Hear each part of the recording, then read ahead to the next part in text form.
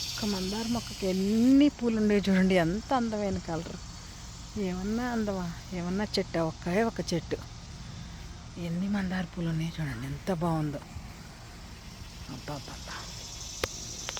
ఒక చెట్టు వేస్తే ఎవ్రీ ఇయర్ ఇదే చెట్టు మళ్ళీ చలికాలం పోయి మళ్ళీ సమ్మర్లో ఈ విధంగా పెరిగి ఎంత చక్కగా పువ్వులు, ఎంత అందంగా ఉందో చూడండి. అతి బ్యూటిఫుల్ కదా,